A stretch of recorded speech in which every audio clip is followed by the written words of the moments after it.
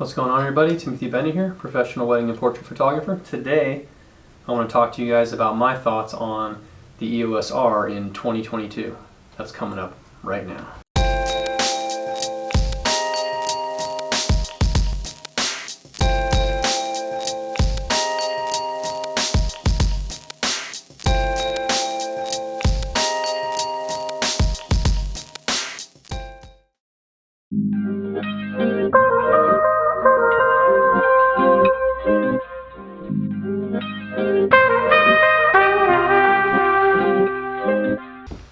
Alright guys, just want to talk to you guys about some of the pros and cons.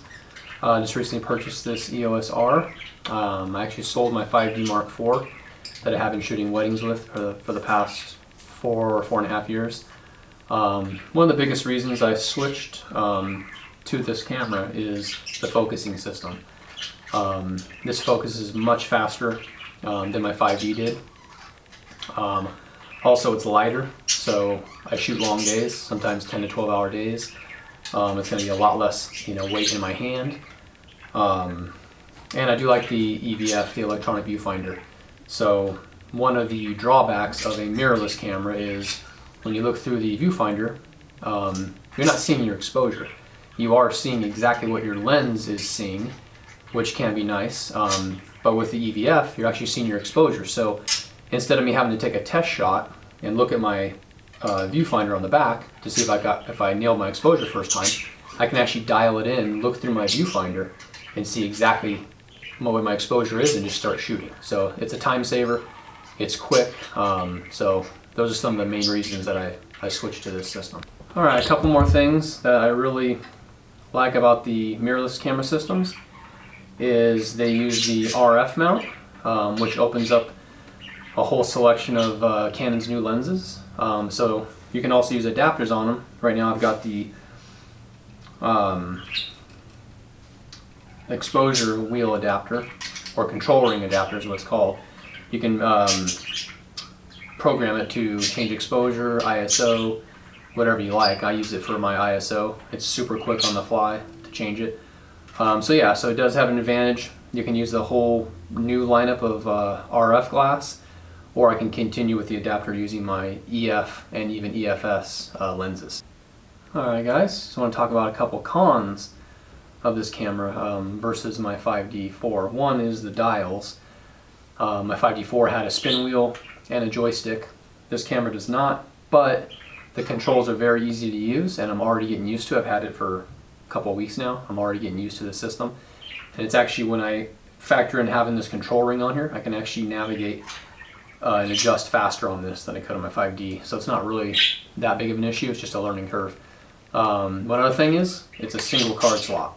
So what I do is I make sure I'm cycling through my cards. Probably at least once a year I'm replacing all my SD cards. Also, if I'm shooting a large event, I'm going to be swapping cards out about halfway through, just in case anything does happen. But I'm not too worried about that. I used to shoot weddings with my 70D before I even bought my 5D, and I've never had a card go bad. Not to say it doesn't happen, I know it does, but it's very, very unlikely. And that's really it. I really can't think of any other cons on this camera versus my 5D. So, final thoughts on the EOS-R in 2022. So far I'm loving the camera. I'll let you guys know more when I get a chance to shoot a little bit more on it. Like I said, I've just been shooting it for a couple weeks. I do have a couple landscape shots that I recently edited. I'll show you guys those at the end. You can just see the quality, but so far I'm loving it. If you're thinking about switching from something like a 5D3 or a 5D4, I'd highly recommend jumping into this. It's just, there's a lot of advantages. There's a couple disadvantages, but the advantages definitely outweigh the disadvantages. So I would definitely recommend this camera in 2022. That wraps it up for this one. Hope you guys enjoyed it. If you have had experience with this camera, leave it in the description below. Let me know what you think of it. As always, thanks for watching. Always pursue your passions, keep crushing it. I'll see you in the next one. Oh, wait. One more quick tip before I go. One of the issues I did run into with this camera shooting with flash is the first time I tried it, my ISO was auto changing depending on the power of my flash. Literally, I'd take a shot, look down at it to check, you know, focus or whatever, and then when I lift it back up to my eye, it would automatically switch from 100 ISO up to 1600, and it kept doing it.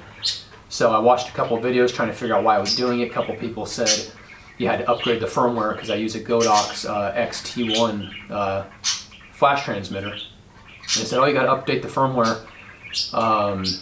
But I actually figured out if you go into the menu on this, to the speed light control, the flash control, there's a F, it's called Safety FE, Safety Flash Exposure Setting. And it comes on the camera, it comes enabled. If you go in there and disable it, that actually fixed the issue. So if you guys are having that same problem, try that out. It'll most likely fix it. And I'm going to show you guys real quick how to get in the menus and change that. All right, guys, I'm going to show you how to go in here. So basically, you're going to go into your menu. You're going to go to external speedlight control. I'll just start from the beginning. So external speedlight control right here. Enter. You're going to go down to Safety FE. You can see how it's disabled now. But when you first buy the camera, it's going to be on enabled.